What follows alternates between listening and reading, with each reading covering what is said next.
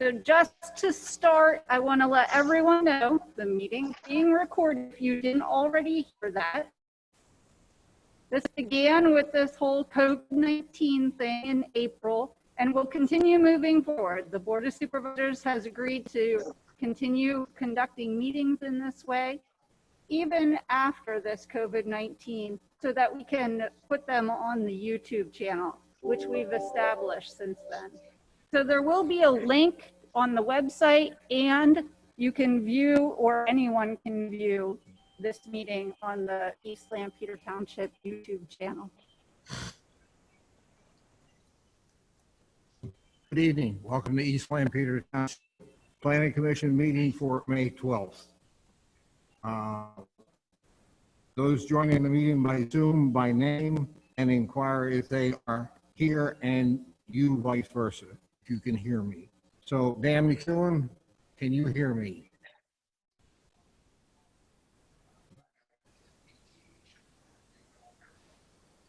Dan, are you there? Not have voice. It's loading.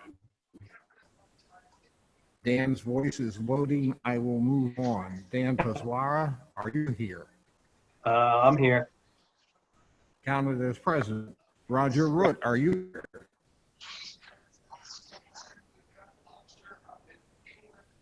Roger, can you hear me? Roger, I think you need to unmute yourself.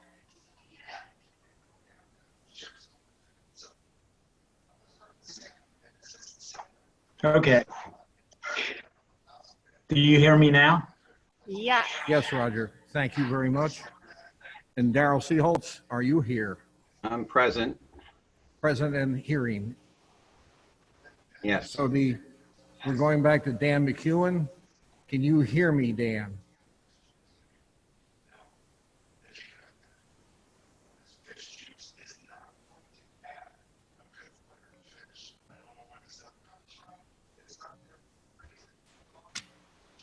Mr. McEwen, can you hear me?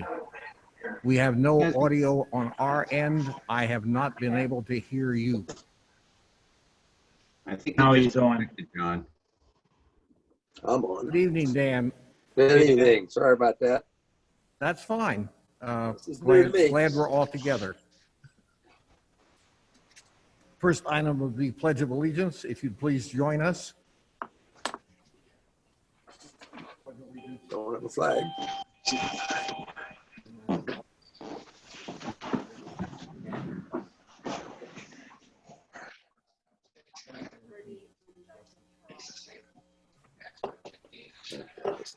I'm going to ask you all to mute your own mics until you're ready to speak, please.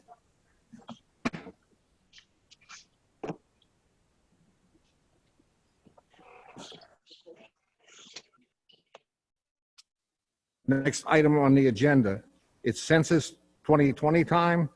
Everyone, please fill out the census form online at 2020census.gov. Thank you.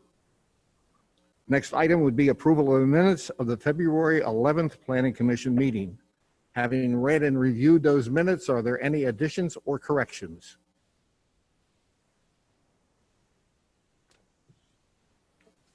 Here's where we need the Planning Commission members to unmute. I'll make a motion that the meeting minutes for February 11th, 2020 be approved as written. We have a motion before us. Is there a second to that motion? I'll second that. Moved and seconded. All those in favor say aye and raise your hand. Aye. Aye. Aye. So noted. Thank you. That was a motion by Dan McEwen and a second by Daryl Cecil, correct? Yes. Thank you. Item 6 is old business. None at this time. Item 7 is new business. 2020-02 Nate's Automotive, 239 Maple Avenue Land Development Plan. Good evening, sir. Steve, Good you should evening. be able to share. Yep. So Steve Gergley with Harbor Engineering. I'm here with Nate Sen, the property owner, and I'm going to try to share my screen here. So Tara, I'm getting a message that says host disabled participant screen sharing.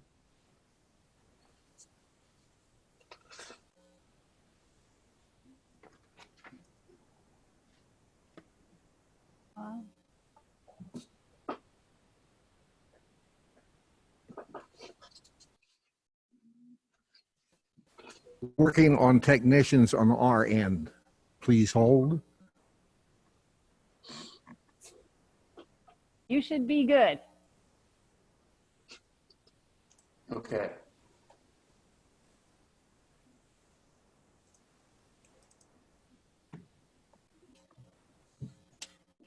Okay, can everyone see my screen, the plan? Yes. Yes. Okay, great. Okay, so this is a land development plan for 239 Maple Avenue. It's Nate's Automotive. The property is in the Birdenhand zoning district. Currently contains Nate's existing auto repair garage and office, which are these two buildings to the rear of the property that I'm pointing to. It also contains an existing single-family detached dwelling that's used as a rental property, an existing mobile home, and also an existing garage that's used for storage for Nate's Automotive. And this proposal proposes to construct a new service garage to supplement the existing one. And the demolition will include the existing storage garage and the existing mobile home and various areas of pavement. So if we flip to the layout plan, this is the proposed garage. It's about 3,800 square feet.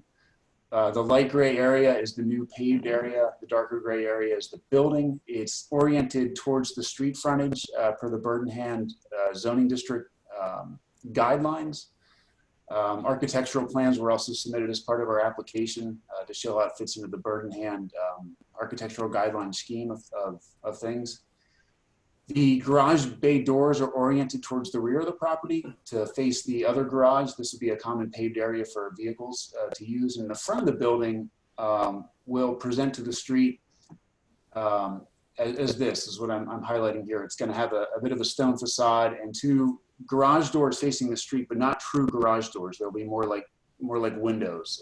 And that was deemed by the zoning hearing board and I believe township staff to be compatible with the design intent of the Birdenhand zoning district. We're updating the circulation as part of this plan as well. There's two existing driveways, both of which are full movement onto Maple Avenue. We're proposing to revise that to where there's an in only by the new garage where I'm pointing, and then the other driveway will be narrowed to an exit only. We're showing a couple of additional parking spaces as well to accommodate the service garage. For stormwater management, we are increasing the impervious surface a little bit. We are proposing a underground stormwater stone pit between the existing dwelling and the new service garage in this area that will be underneath the paved areas and lawn areas. We are also showing on the plan future roadway improvements along Maple Avenue. One of the modifications, which I'll discuss in a few minutes, is a deferral of road widening, curbing, and sidewalk along public street. But we have shown those for construction purposes on this plan. Does anyone from the Planning Commission have any questions about the plan in general before I get into the modifications that we're requesting? Could observations, please? Sure. Can you turn it off?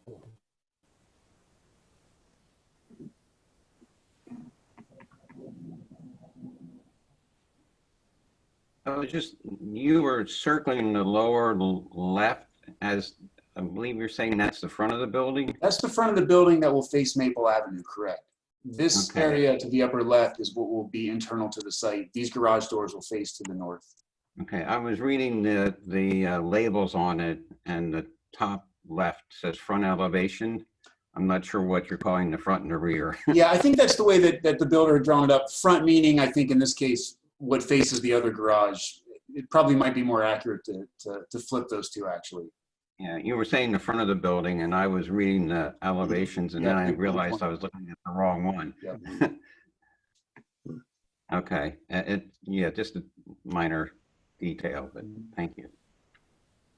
Oh, I also want to mention we got a couple of approvals from the zoning hearing board for this plan. One was a special exception for a non-conforming use The other was for an expansion of over 50% of an existing non-conforming use. We went to 51%. And the other was a variance for curbing and sidewalk along Maple Avenue as part of the Birmingham zoning ordinance, with the justification that we would defer that to the Planning Commission and Board of Supervisors for a modification request. And those were all approved.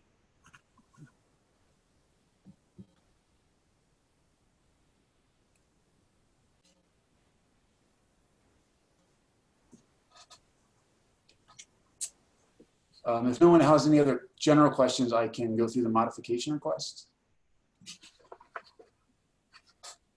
I hear no further questions. Move on to David Miller's letter, if you have it. I do, yeah. Which the bulk of that letter is the modification requests, which I can go through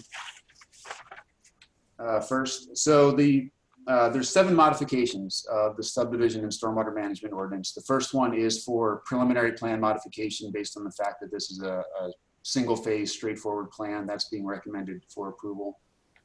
The next modification is for plan scale to show the plan at 20 feet to the inch rather than 50 or 100 for legibility. And then 3, 4, and 5 are related. 3 is for existing roadway improvements and street reconstruction. Modification number 4 is for curbing along public streets, and modification 5 is for sidewalks. And what we're asking for in each of these cases is a deferral rather than a waiver of those requirements, on the justification that we understand there are most likely comprehensive roadway improvements proposed along Maple Avenue in the future as part of the district. It would make more sense from a planning and construction implementation standpoint to do all that work concurrently. That's the justification that we provided. That's being recommended for approval by David Miller's office. Modification number 6 pertains to the width of sidewalks. The way that the ordinance is written is when you have sidewalks adjacent to a street or a parking area, the sidewalk either has to be 6 feet wide or there has to be a 2-foot landscape strip between the sidewalk and the back of the curb. We're showing the future sidewalk along Maple Avenue at 4 feet wide with a 2-foot grass strip separation between the back of the curb, except for one area. In that area, I'll zoom in a little bit further. The existing dwelling is rather close to the roadway. And in fact, when the additional right-of-way is shown for the road, it actually encroaches through the front porch of the existing dwelling. When the road ultimately does get widened and the curbs placed in, we can fit the sidewalk between the dwelling and the back of the curb, but it essentially just fits at 4 foot wide for a length of about 25 feet. So short of either having a reduced width in the street in the future or ripping off the front porch of the house, there's no physical way to get that sidewalk in the front and have a 4-foot sidewalk and a 2-foot grass strip. So David Miller's office is also recommending approval of that modification conditioned upon the only area that it doesn't comply with that is about 25 feet in front of this dwelling. Modification number 7 is a stormwater management modification related to stormwater infiltration loading ratios. We're slightly exceeding the required loading ratios of 5-to-1 total and 3-to-1 impervious. We're at 5.1 total and 3.6-to-1 impervious. Our geologist is in support of that modification, and so is David Miller. And the last modification is minimum pipe diameter within the site. We have minor drainage areas, and we're proposing pipes of 8 inches in size instead of 15 inches in size. That's from a collection inlet that we have adjacent to the proposed building that goes underground to a distribution system underneath the paved area through the seepage pit. The more appropriate size here is an 8-inch pipe, and that will be privately owned and maintained. And that is also being recommended for approval. Mr. Chairman, I could certainly go through the rest of the comments from David Miller's letter, but they're primarily administrative. We did make a resubmission after our initial comment letter, and this resubmission is plan certificates, a few updates to the opinion of probable cost, and a few minor detail updates for the stormwater details. So if you'd like me to go through those, I certainly can, but that's we don't have any issues with complying with any of these comments if they're made a condition of approval. Thank you. I would have a question on item 2. Have you settled that with the township? and it's about your sewer line or service that shows being hooked up in the building. You say you want to do it at a later time. That is something we will clarify. I don't think it's going to be an issue of capacity. Currently, there's an existing water and sewer service to the mobile home, which will be demolished. That home has associated with it an EDU or equivalent dwelling unit, which I'm not sure what the township standard is. It's probably something like close to 300 gallons per day. I think the only intention for right now is for the applicant to have a slop sink and associated drain. So the water and sewer consumption will be much, much less than what's existing for the mobile home. But we will get that squared away with township staff. I don't think we're going to need any additional capacity, but it's just making them aware of what's being proposed. Thank you. And do you have any trouble coming into compliance with the stormwater management items? We do not know. Does any other member of the Planning Commission have any questions or comments on David Miller's letter? Well, just a clarification, he was saying that there were modifications were just quite different. Some of them are waivers, some of them are modifications, and some of them are deferrals. Just so we realize that when we make our motion that, how we're going to handle that. Correct. Thank you, Dan. We also have a letter from Lancaster County of March 10th. It has 2 items on it.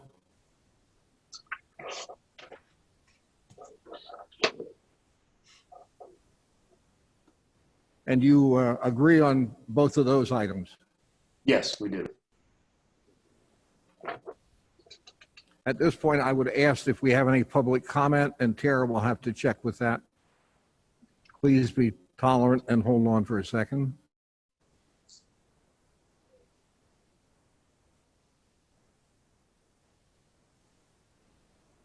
I have no public comment received.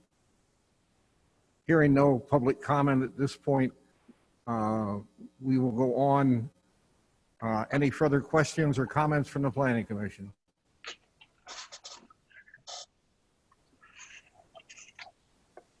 Hearing none, the Planning Commission is open for a motion.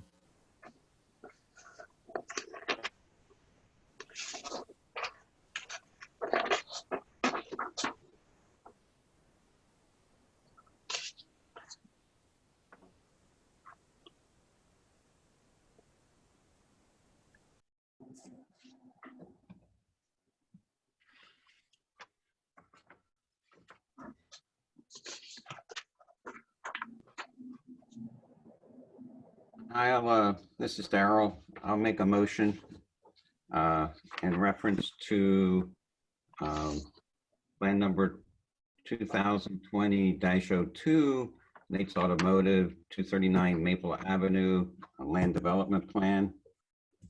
In reference to Dave Miller's letter of April 14th, under deferrals, waivers, modifications, first item, I'd recommend granting approval, filing the preliminary final plan as one, in accordance with the comment of their letter that all requirements of preliminary plan be provided. Second item, plan scale, I'd recommend granting that scale of 20 feet per inch being used. Third item, for all streets of the perimeter, the request for a deferral of street improvements, I'd recommend that be granted in accordance with the comments in the letter, as well as for item 4, curbs, and item 5, sidewalks, that they also be deferred in accordance with the request and justifications provided, and with the comments of a deferral agreement being submitted for approval. Item 6 then, sidewalks and walkways within the site, based on the information discussed this evening and noted in the letter, that be granted with the condition, as was noted during the discussion, that approximately 25 feet along the street in front of the existing residence would only be the 4-foot width as opposed to the 6 without the 2-foot grass strip. And then item 7, the load ratio, that modification request of our engineer and the geologist, they recommend granting that. And the pipe size for an 8-inch PVC pipe, that modification be granted. In reference to the subdivision land development comments 1 through 6, it was indicated that compliance would be adhered to with those, with special discussion on item 2 in reference to the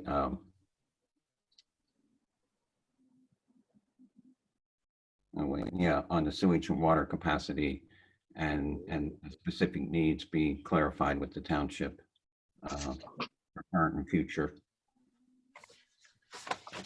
And the 2 stormwater management issues will be complied with as indicated. We also have a letter then from Lancaster County dated March 10th. There are items there that need to be complied with, and understand that they will be. So with that, I would recommend approval. Thank you, Darrell. Are there any comments or questions on the motion before us?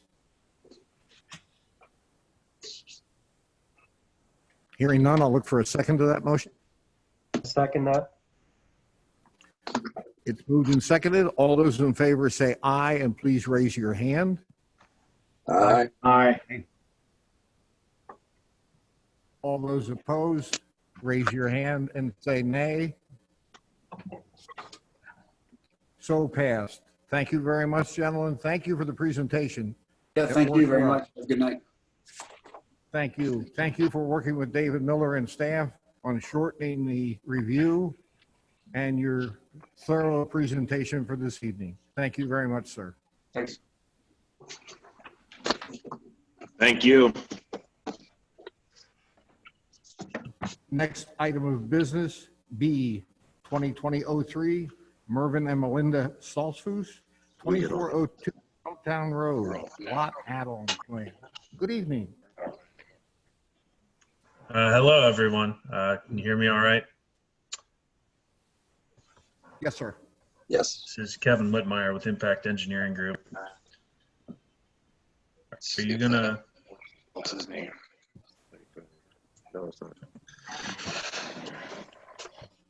Are you gonna bring the plan up, Tara, or? I am doing so as we speak, I hope. Perfect. Steve on Stumptown. Yeah, we're off video and everything. He put us on.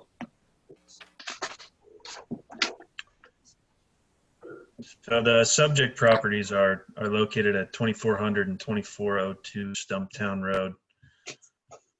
Can everyone see that? The planning commission letter? Seeing that, there it is. Okay. All right, everybody good? Yep. Yes. Yes. Okay, so 2400 is a 3.1 acre residential lot existing.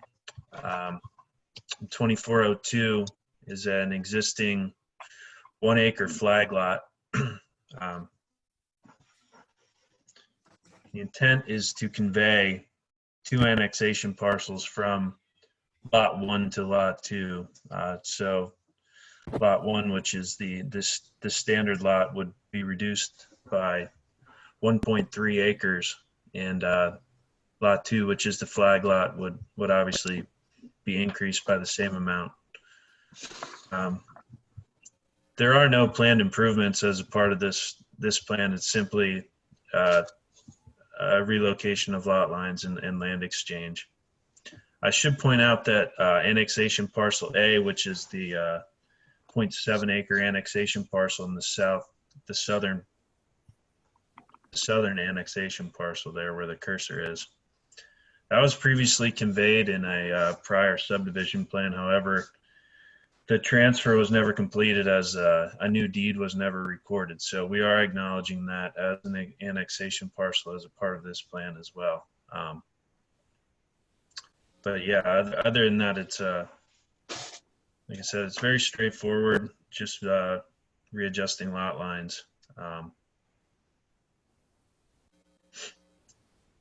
So at this point, we've had 2 reviews from David Miller and Associates. The most recent is essentially a clean letter. We do have one waiver and a few modification or deferrals that we have requested.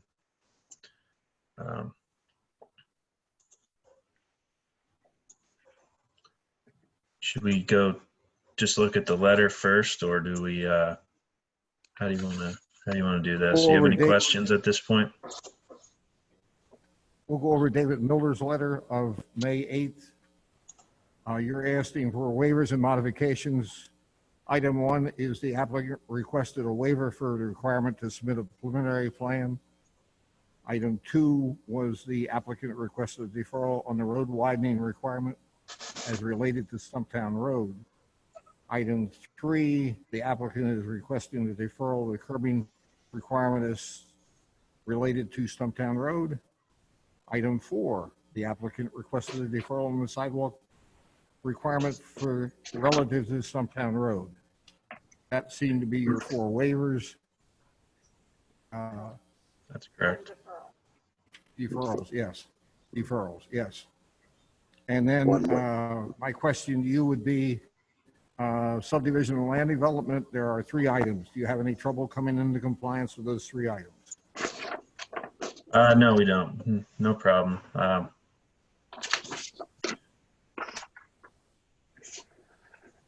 2 and 3 are essentially administrative items, and 1, the applicant, rather than posting financial security, he's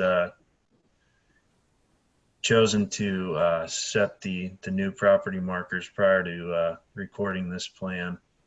So we wanted to wait until we had resolved all the technical comments in the David Miller letters previously. But at this point, we're going to set those new markers, update the plan accordingly, and the recorded plan will have the new lot monuments shown as set rather than to be set.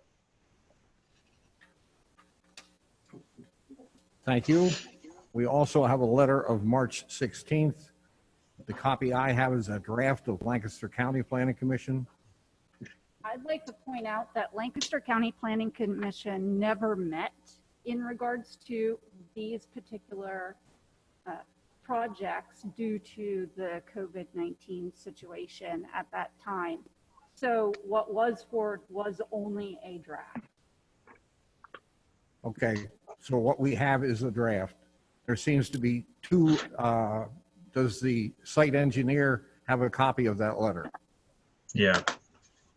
And we have no Okay. issue with either of those draft comments.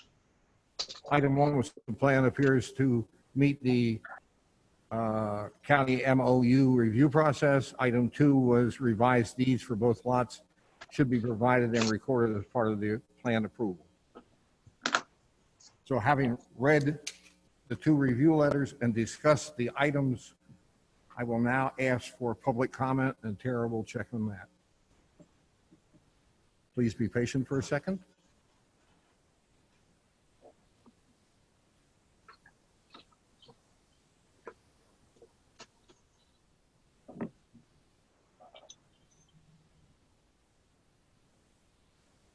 I have no public comment received. Hearing no public comment. Comments or questions from the Planning Commission?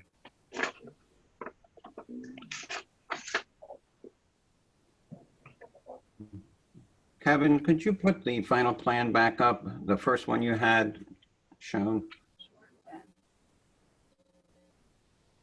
Tara, can you help me out there? I am working on it as we speak. Thank you.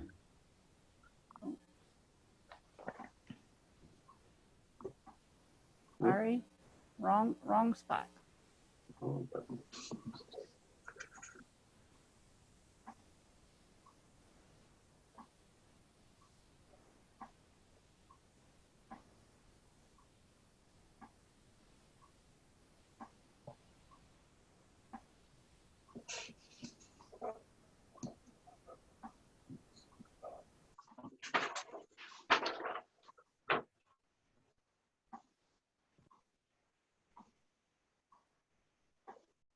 I keep clicking the wrong thing.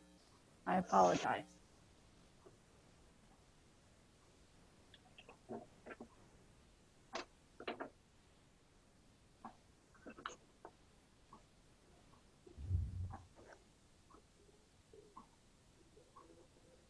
There we go.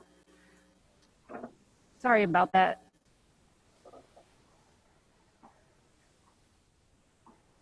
Can everyone see that now?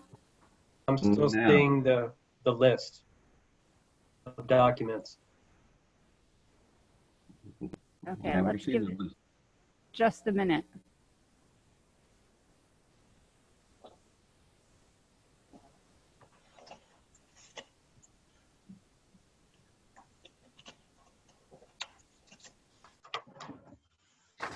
Is everyone seeing the plan now? Nope. No. It's a listing of your PDFs, Tara, about a dozen or more.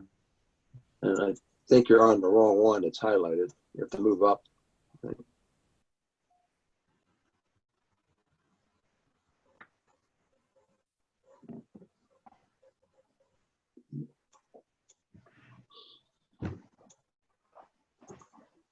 How about that? It's thinking. There it is. There it is. Okay. Just minor detail, Kevin. Mm-hmm. At the very top of your header, Stolfus is misspelled. You're right. And I noticed that, but I also noticed subdivision is misspelled. So before you record the plan, you're missing an I and you got a sub. Gotcha. Yeah, and minor detail, but anyway. Okay. Just transpose the numbers or the letters in the name, yeah. Mhm.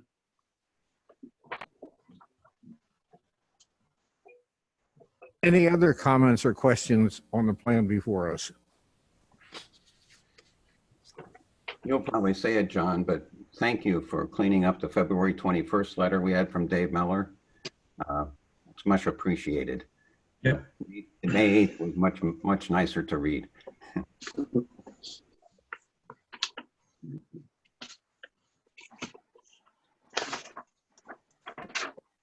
The first review letter had 28 items. You narrowed it down, this one to 7, and everything seemed to be more in line. So the Planning Commission, the Township, and staff, thank you for your extra work. Are there any other comments or questions on the plan before us? When the Hearing none, motion all- is made, Excuse me. hello? Yes. Okay. So when the motion is made, Tara, how should the Planning Commission handle the Lancaster County planning? The motion can be made subject to the draft letter.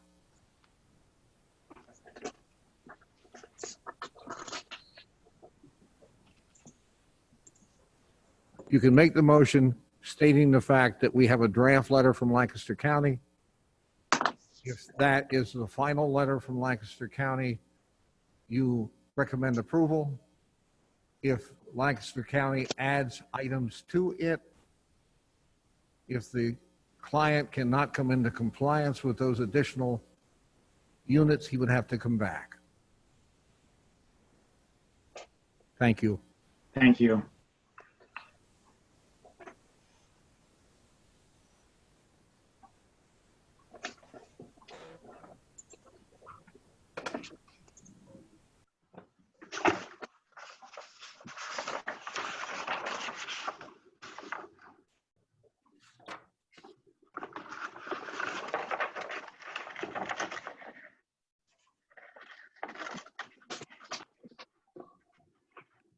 And at this point, we're waiting for somebody to make a motion. Well, I'll make a motion that the final subdivision plan for Mervyn L. Stolz's review number 2, 2402 Stumptown Road, ELT project number 2020-3. I would recommend approval of the plan with the waiver, number 1 waiver, that the preliminary plan requirement be waived, as long as they meet all the requirements of the preliminary plan. And I would also recommend that the deferrals of number 2, number 3, and number 4 reference to the streets, widening, curbs, and sidewalks all be deferred per David Miller's letter justifications. They also noted that the applicant will come in compliance with the subdivision and land development items 1, 2, and 3, and that this is subject to a draft letter from Lancaster County Planning Commission, that if the Planning Commission comes back with any additional requirements or suggestions, that the applicant will come in compliance with that, or at the approval of the supervisors. With that, I make a motion that this final subdivision plan be approved. Thank you, Dan. Are there any questions or comments on the motion before us? Hearing none. Is there a second to that? Roger Root seconds the motion. Motion before us has been first and second. All those in favor say aye and raise your hand. Aye. Aye. Opposed or abstaining? So passed. Thank you very much. We appreciate the extra work you went through, knock the items down. Good luck with your plan, and thank you very much. Thank you.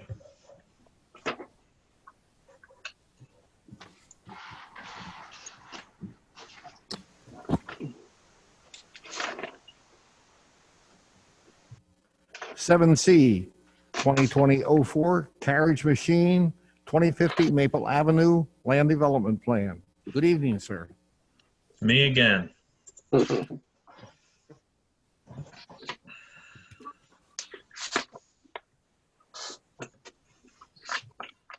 Everyone see that plan on the screen? No. Yes. Yep. Yeah. Yes. So, carriage machine shop. Sorry, what was I'm that? sorry. Is it possible to zoom into that a little bit? Is that better for everyone?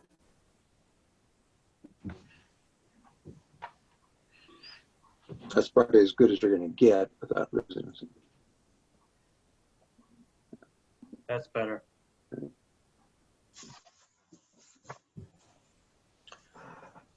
So subject property is located at 250 Maple Avenue, Burdenhand. You may recall you've seen this property twice previously in the last 2 to 3 years. There were 2 prior land developments for related to, there's an existing building there on the southern end of the property, as well as paving expansion. This particular plan, if you notice the building there, in where Tara's cursor is, the intent of this plan, currently situated where that proposed building is, there's 2 existing buildings with an equivalent gross floor area of the proposed building, that as a part of this plan will be demolished and subsequently replaced with the proposed building that you see on this proposed conditions plan.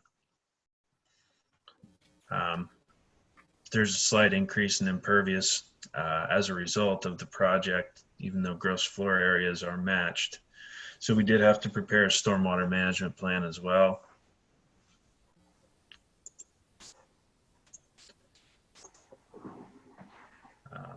There's a small stormwater bed proposed to go under the new paving at the southeast end of the proposed building, kind of between the building and the pool as shown there.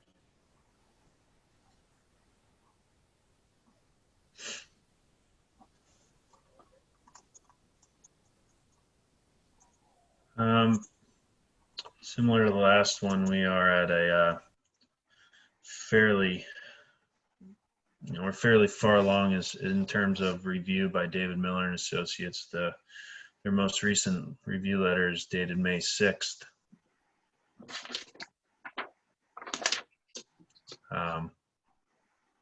We have requested one waiver as well as, I'm sorry, 2 waivers.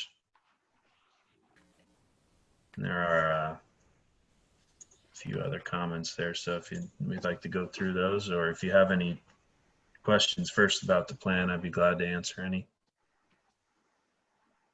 On David Miller's letter, waivers and modifications, item 1 was the applicant has requested a waiver for the requirement to submit the preliminary plan. And then item 2 was the applicant is proposed to use varying legible scales for greater detail. There's a third item there, the dates of the action and any related conditions should be added to the cover sheet. After that, it goes to subdivision and land development. And can you come into compliance with that item? Yeah.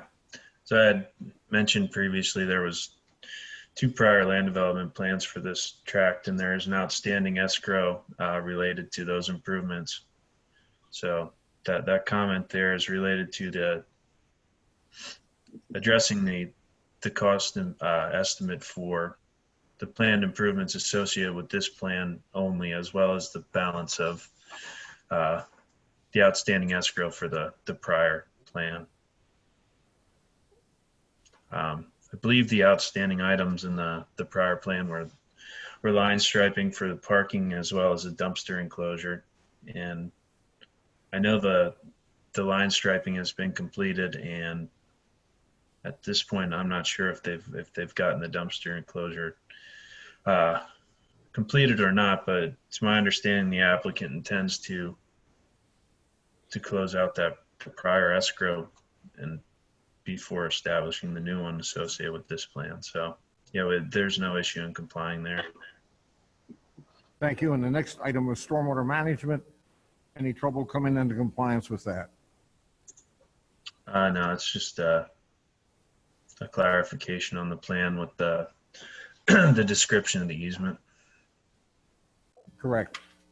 We also have a letter from Lancaster County of April 14th.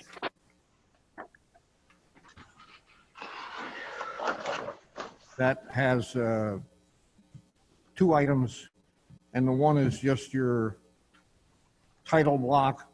They had a specific way of titling it they'd like you to use.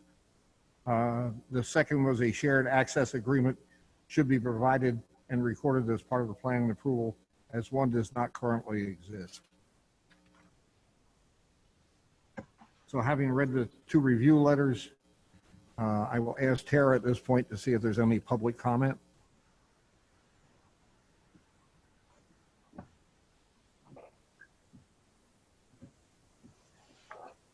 No, there is not. Hearing no public comment at this point, any comments or questions from the Planning Commission?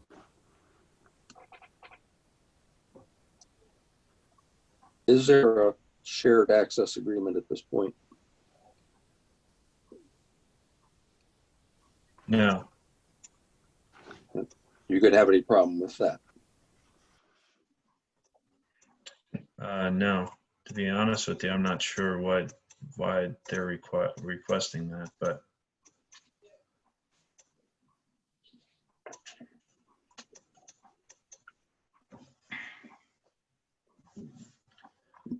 Where are they asking for it? At what point on the plan? There's only one access off of Maple Avenue. That's why I'm looking. Kevin, I believe it's to the property to the north, and Yeah, you're right. I do believe that was taken care of in the prior land development plan.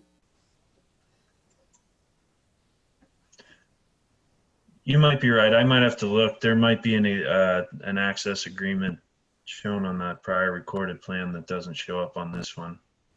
Regardless, we will take care of it. But now I do see what you're saying. There is other access to that property to the north, I believe. But since there's a spur of the driveway there that turns north, I guess that's what the Planning Commission was talking about. Right there where the cursor is.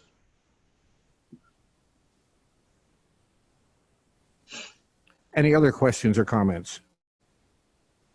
Kevin, could you clarify that the county letter says 3 buildings, 3 new structures are being put up. Dave Miller's letter says 1. You mentioned there's like the main building in the center that's like, for round numbers, 4,000 square feet.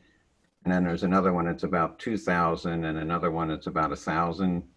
Are they connected or separate? Yeah, it's one conjoined structure. Tara, if you flip the sheet 2, you can see it's 2 distinct structures that are being demolished. So that's why it was kind of explained that way. It's just broken out since the 3 cells of the new building they're not all 1 or 2 stories. That's why it's broken out, so we could clearly show the gross floor area of each portion of the new building. Okay.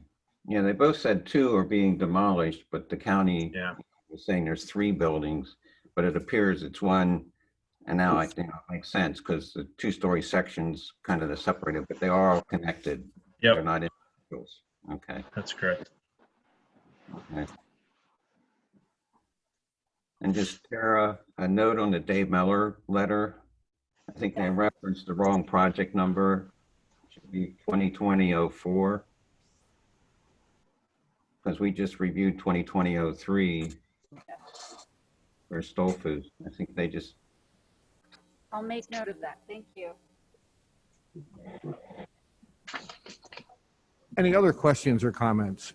I'd also like to point out to the Planning Commission that this applicant will still be required to, or still has a deferral agreement recorded for the prior plan for roadway improvement.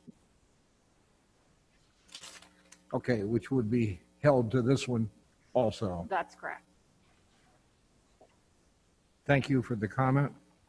Any other questions or comments? Hearing none, we'll look for a motion.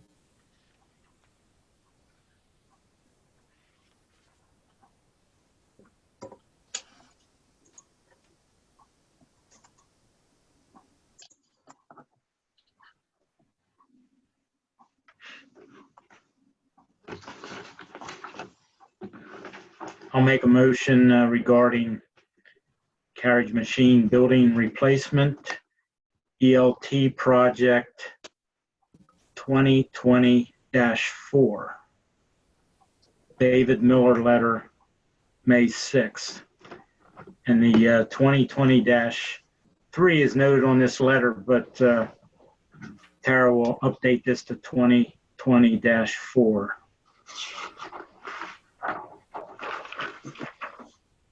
And waivers and modifications, the plan must be filed as a preliminary plan, and there's a waiver to submit a preliminary plan, and that condition I recommend that be granted. And the final scale plan from 50 or 100, we grant that modification. The subdivision land development, that amount of escrow be accepted, and also that this planning commission understands that there is still an existing escrow amount from the former filing. In stormwater management, the engineer has said that they will come into compliance with that. And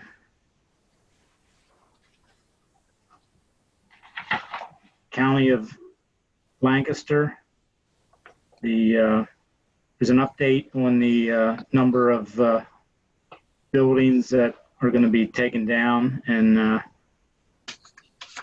constructed. So that county letter will need to be adjusted to reflect what's actually happening on this property. And just to note that the county gave us a commentary that this project is a good example of growing responsibly by redeveloping within a village growth area and building more efficiently. So thank you, Kevin, for your engineering staff for getting that compliment. Thank you.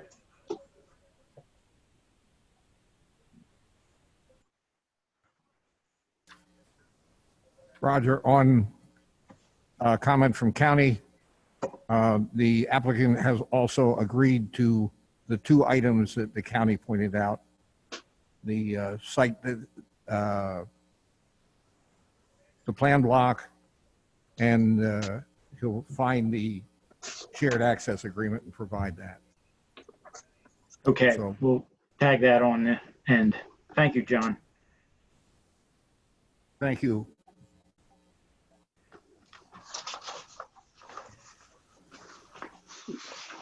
I guess it also, as you're tagging on the stormwater management item on David Miller's letter, should be referenced to. They said that they'll come in compliance with that also.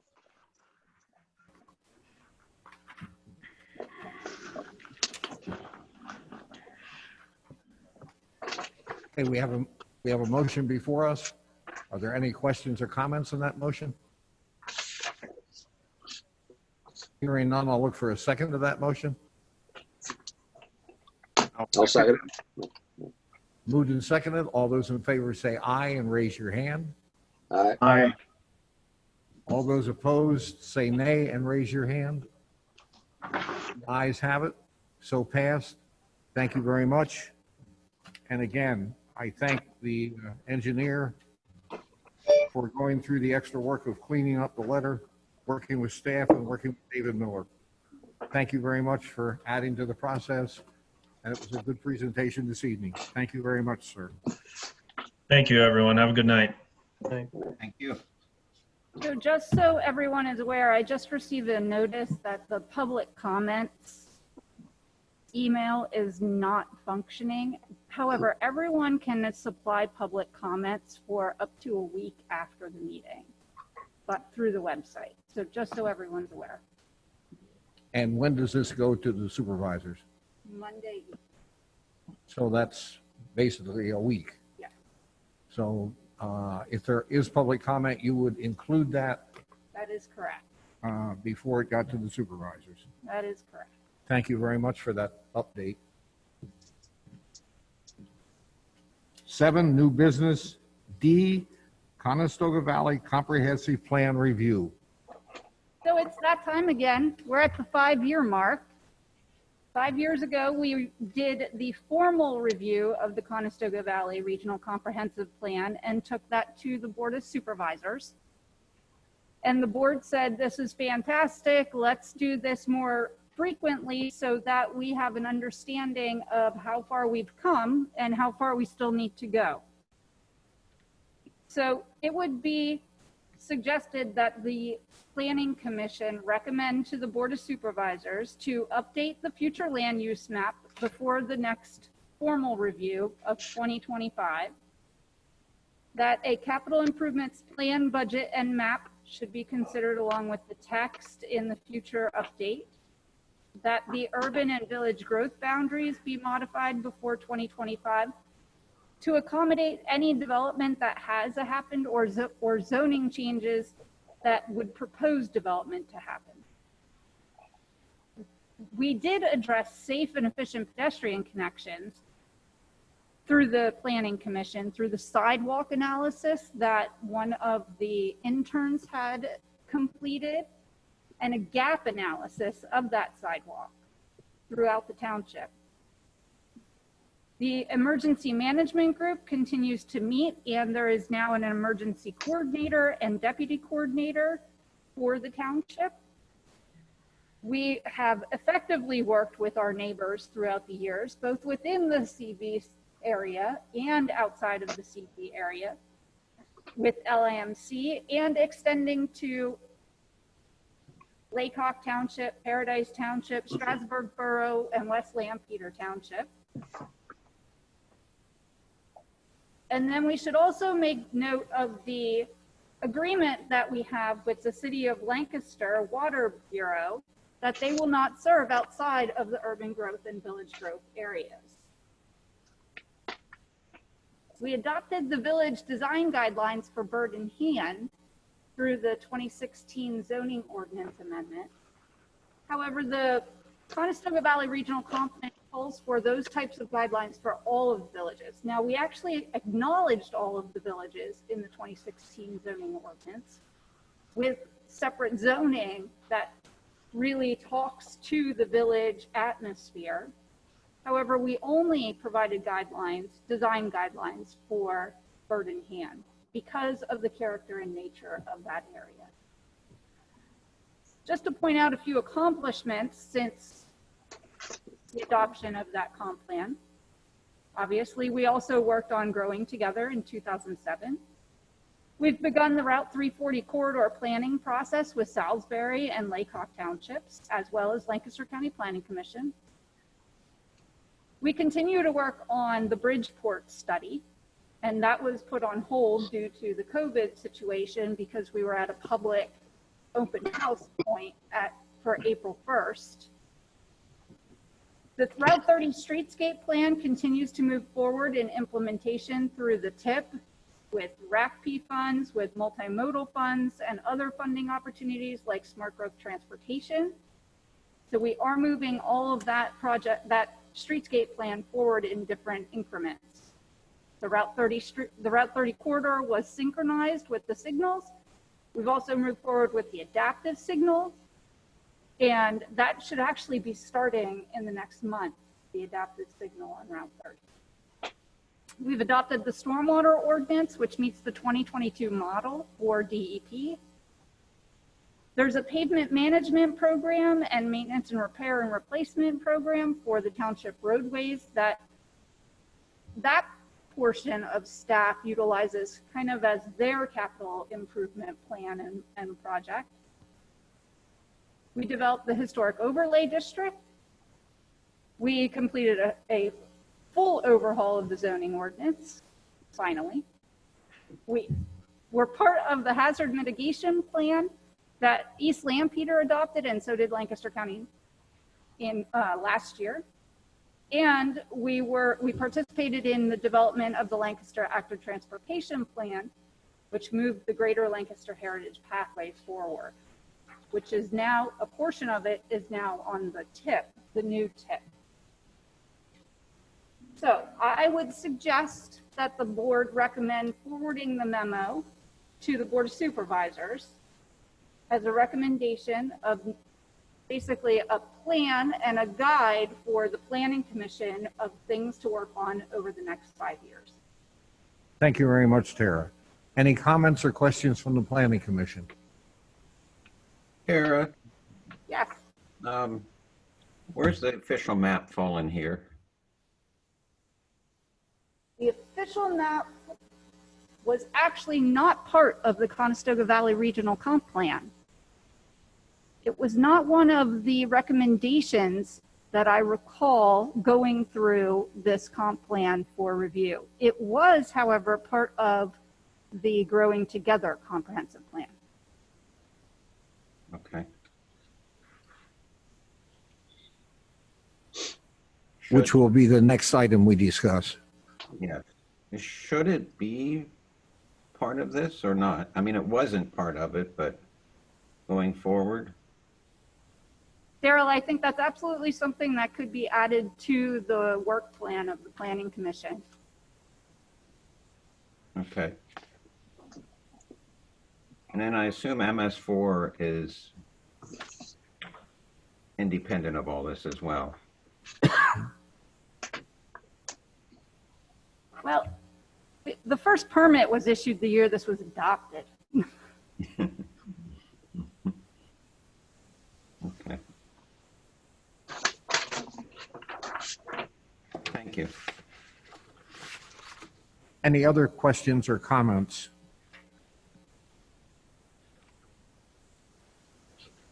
Hearing none, we're open for a motion.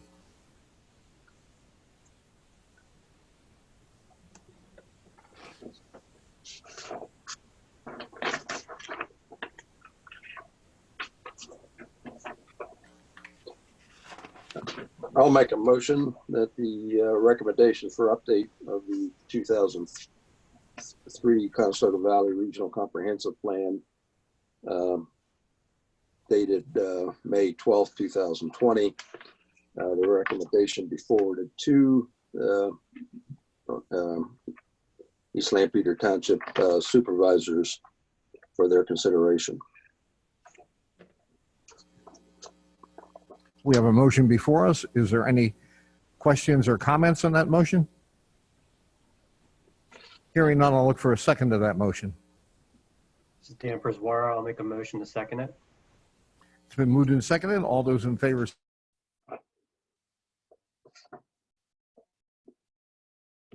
Aye.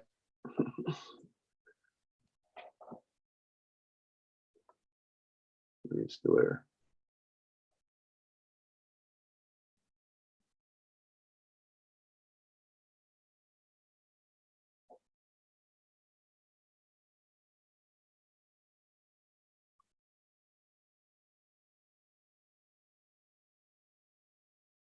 John, we still have you? I think we froze up. You're keeping well at it, and it is greatly appreciated. Thank you. Hey, John, I think we lost you there for a while. Should Okay. we accept that motion again? Yeah, because that you never called for, I don't think, for the motion to be approved. Who made the motion to approve? Dan McKeon, Okay, Dan did. Who was second? Dan Perswara. Dan was second. Okay. All those in favor say aye. Aye. Aye.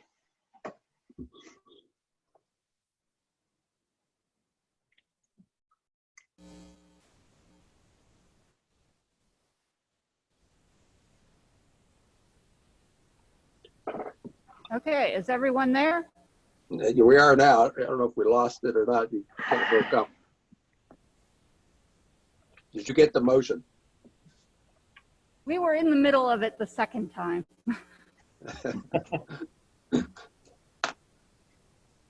Okay, all those in favor say aye and raise your hand. Aye. Aye. Aye. Aye. Thank you. Opposed? No one. Thank you. Thank you for catching that. 7E, Growing Together Comprehensive Plan Review. So there is one change to this review that I would like to make, and that is to number 1. So we are at the 13-year mark. However, 5 years ago, ELA Group came through the LIMC region and went through a review of the plan. However, we're uncertain if that was actually provided to all of the municipalities and to the Lancaster County Planning Commission for review as a formal review, 10-year review of the plan required by the municipalities planning code.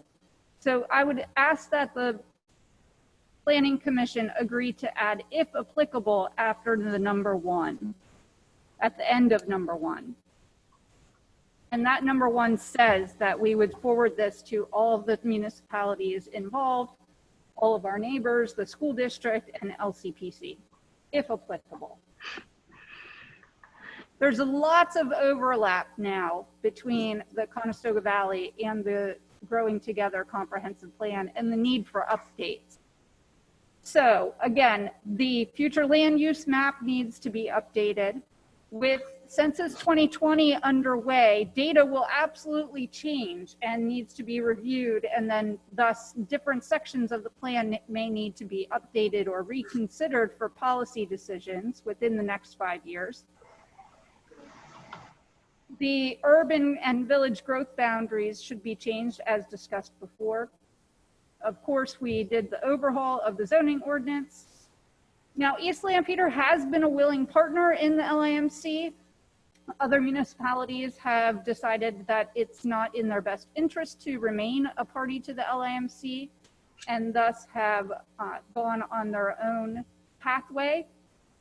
So we have continued to partner there. We've also continued to partner as a LUAB member. However, this planning commission in 2019 did send a letter to LIMC inquiring if the LUAB should continue, given the lack of meetings over the last year. We have not received a decision on whether LIMC will continue to have the LUAB meet. We've seen a great deal of redevelopment and infill development along Route 30 and 340 corridors, which the plan absolutely calls for. And we've also had great cooperation for the Park and Rec plan for the Conestoga Valley region, which we just finished. And the Park Board will be adopting a resolution to accept that plan. One thing we absolutely need to work on, and it's been on our work plan for quite some time, is the subdivision and land development ordinance update. And that is just one of those projects that time is elusive of. So with that one change, I would request that the Planning Commission forward that memo to the Board of Supervisors. Thank you, Tara. Any questions or comments?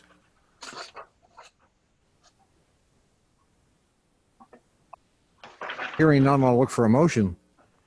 I'll make a motion for the May 12th, 2020, the recommendation for the update of the 2007 Growing Together Regional Comprehensive Plan be forwarded to the Board of Supervisors. There's a motion before us. Is there any questions or comments on that motion? Hearing none, I'll look for a second to that motion. I'll second. Moved and seconded. All those in favor say aye and raise your hand. Aye. Aye. Opposed, abstaining, so passed.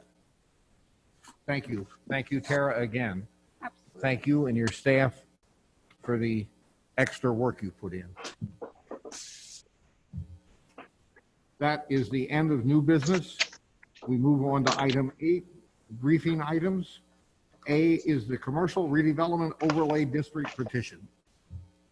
As you may be aware, Rockvale has had a declining number of tenants and thus an increasing number of vacancy at the retail space. And that seems to be unfortunately, the direction that retail has been heading for some time with some of these larger retail scale facilities. So the owner began working with the township, with the Economic Development Corporation here in Lancaster County, with LCPC, with a number of groups, and trying to figure out what was best for the property.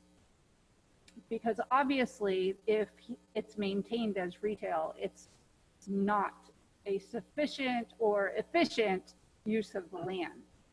The Board of Supervisors has, continually said that they want to see the right development happen where it should, where services are. So the landowner went through and, with the help of council, went through and developed the Commercial Redevelopment Overlay District.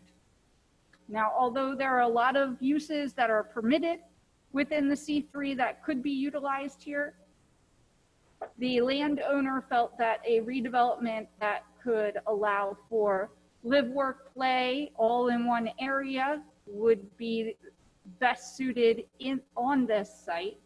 And so came up with a overlay district in that area that could accommodate the C3 uses, minor C2 uses, residential uses. And so we will hear a full presentation on this at your June 9th meeting, which starts at 7:30, from the applicant or their counsel, or both. And we will take comments and questions at that point in time. This is not the public meeting for this particular petition. This is just a briefing item at this time. The public hearing for this has not yet been scheduled, but the board would be looking for the Planning Commission to make a recommendation at their June 9th meeting. So I would ask, when you picked up your pack in the lobby this past week, it had a copy of that. I would ask that you review it and try to be in preparation for comments at our next meeting. If you have any questions, you can call Tara or email Tara. I understand preliminary, when this was presented to the supervisors, it was greeted with great enthusiasm. I believe when it was presented, a rough presentation to us a few months ago, we had enthusiasm over the concept. We're looking forward to working with the applicant to work through this and come out with a successful outcome. John, Thank this you. is Dan Perswara. Do we know if there are visuals? I know that when they originally had come in, they had showed some graphics. Is there anything that we'll be able to look at between now and the next meeting to help us read through this document and have a visual to go along with it? There were no visuals provided with the application. Okay.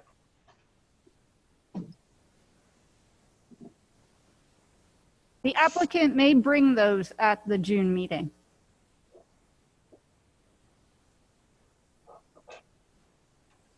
If there is anything additional that comes up, you will be notified, and we'll figure out how to get a copy to you if anything shows up before our next meeting. Thank you.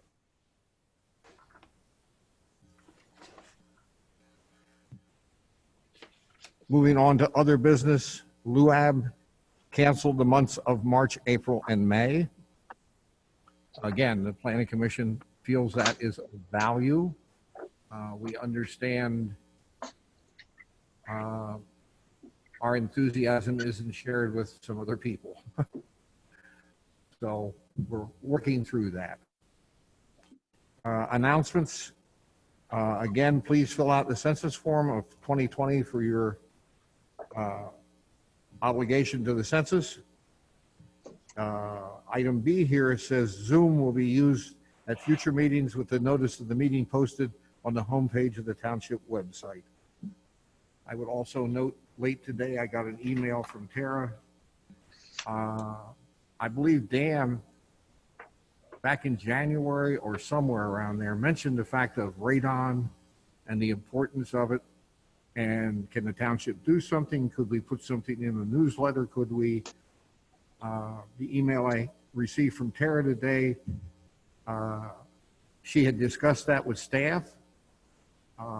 They were looking at different options, trying to figure out how to have a meeting open to the public, what they could do. The subject seemed to come up, but the problem seemed to be if they invited somebody in to make a presentation, it was from a company.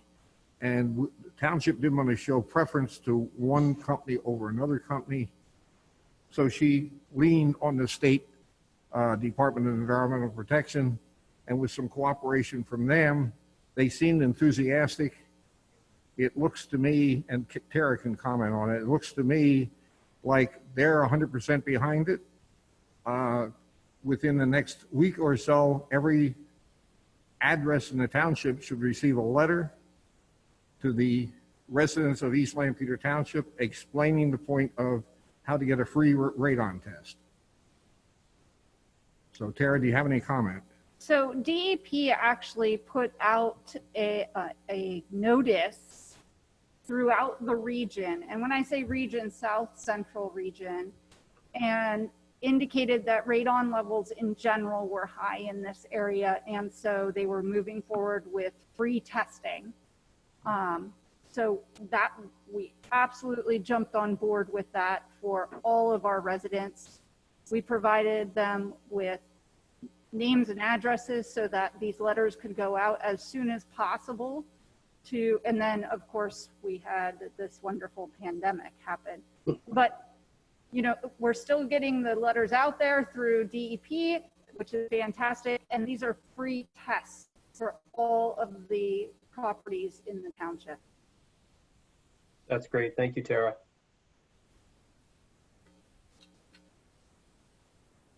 We had, I'd like to add 2 more announcements. if I may, Tara, Oh yeah. when we had met last, and the mention of the radon came up, I'm not sure who John, I found a free test from an email that John sent me.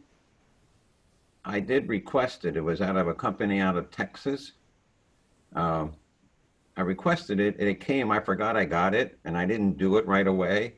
I did do it recently. I had tested my property many, many years ago and I was fine. I was within the range that was acceptable. I don't have the letter here now, but I got it about a week ago and I'm way above the accepted max. In part, I was interested in doing it because the home across the street was sold a few years ago. It goes quick. It maybe it's been 4 or 5 years, but anyway, they had the seller had to put in, you know, the ventilation for the radon. And I kept thinking I should probably get tested and see again, but I need to do the next step, which is they say now do a second test and then take an average of it. So I need to get a second test. And now this came and I can get a second test free too. They did send me a letter that gave names of 2 companies, and I forget who they are, that could help me mitigate my high radon level. So it seems rather efficient, and I guess independently I have to contact them and find out what the damage will be to get rid of my cancer-causing radon. Anyway. Daryl, you just answered my question. You know, if we tested 10 years ago, is that a static state of level or does it go up and down? So No, and I know from firsthand experience, having gone through this, it changes throughout the year. So during the winter time, your rates are going to go higher because the hot air under the ground is rising up into your basement. During the spring and summer months, your numbers are actually going to be lower because that air is not rising. So you have to test 2 times, basically during the winter time and during the spring, summertime, to get kind of make sure that your numbers are right throughout the year. Okay. So I got a free test out of Texas and it's on my desk because after the free test came, to get the results, you had to mail it back with $10. Oh, well, mine was mail it back free unless you wanted expedited service or whatnot. And they kind of said, well, you can send it back and you need to return it after you test, you know, test for 48 hours or, Okay. And then return it within immediately. If it goes too long, then the results are not as accurate. But I just put it in regular mail and paid nothing. You know. Oh, okay. So I'll have to reread it. Maybe my eyes landed on the expedited, but yeah, it's the still additional fee, they kind of, okay. I don't want to say it was prominent, but it kind of jumps out at you. And yeah, and I think it was $10 to expedite it. Now I did it in the unfinished part of my basement. And the finished part is much more sealed. So I'm curious of putting it in that part and see how it reads different. But thank you, Dan, for, the season can Yeah. vary. The other thing that's happened since I did the last test was 20 years ago, maybe, or so. A home was built behind me and they did some blasting with the rock put in their foundation. And so I've been thinking for a while I should do it, but yes, it does change. And like Dan Okay. said, it can change by season. It can change as a result of maybe activity in your area that may fracture or break, the subsurface and open up things that maybe weren't open before. But anyway. Yes, thanks, Dan, for pushing that. Mm-hmm. And actually, I put it in a place in my basement where I thought would probably be the worst, and it seems it was. And I thought, why test it where you think it's good? But and it is. It's that. Well, it's another invisible, killer. I think they do recommend putting it in your living area where you're living though. So I had one done, and I have a crawl space, so I didn't put it there. I put it in my living room, which is about the lowest part in the house over a basement. So I feel that was probably the best place to put it. Your highest rates are going to be in your basement, and then each floor that you go up, they say that whatever that number is drops by about 50%. Yeah, but if you're not living in your basement, if you're not going, Right. Yeah, you want to test it where you're living. So basically, Mm-hmm. Yeah. Well, I'm in my basement now where we have the computer and stuff and the finishing part, but not. I can see you're glowing. Yeah. Every time I speak, I get a yellow line around me, right? Yeah, right. So I'm spewing out the radon that I've been breathing in. Anyway, thank you. I have two more announcements, and they are in regards to the Bridgeport study and the Route 30 corridor study that we're involved with Salisbury Township and Laycock Township. Can everyone see the screen? Yes. The township website homepage is up on the screen. There are two surveys on there. One says, if you scroll, it's almost at the very bottom because quite honestly, all of the meeting notices with Zoom and the COVID-19 information is at the top. So these have fallen to the bottom, but the Bridgeport Crossroad website has a survey associated with it for transportation alternatives. And the Route 340 corridor study has a survey associated with it. If you could please inform your families, your neighbors, anyone that uses these areas in the township and beyond, that would be appreciated.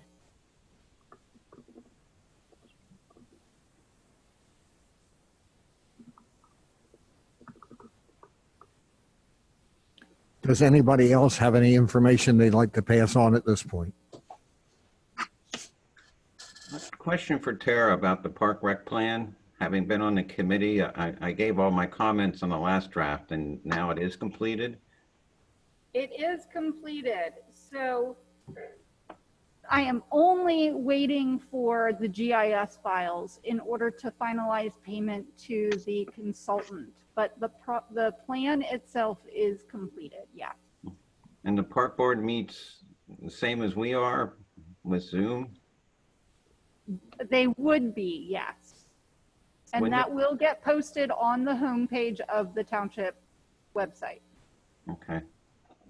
I am uncertain, quite honestly, if they'll meet in May, Daryl, due to the fact that we've canceled all reservations in May and June at the parks, and because we can't have gatherings at this point in time. And even if we were to move to a yellow phase, we could only have gatherings of up to 25 people. Majority of our reservations are for 40 people and more. And more likely 100 people. Mm-hmm.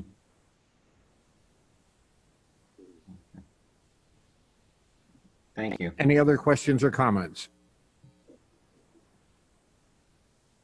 Hearing none, I'll ask for a motion to adjourn. So moved. So moved. Roger Rudd. Okay, Do we have a second to Roger's motion? I'll second it. Moved and seconded. All those in favor say aye and raise your hand. Aye. Aye. So approved. Thank Thank you you. all for taking the time to do the Zoom and for working through the glitches here with me. I appreciate it. Thank you, Tara. Thank you. Thank you. Thank you, John. Thank Stay you. safe, everyone. I thought the meeting went well. Thank you very much.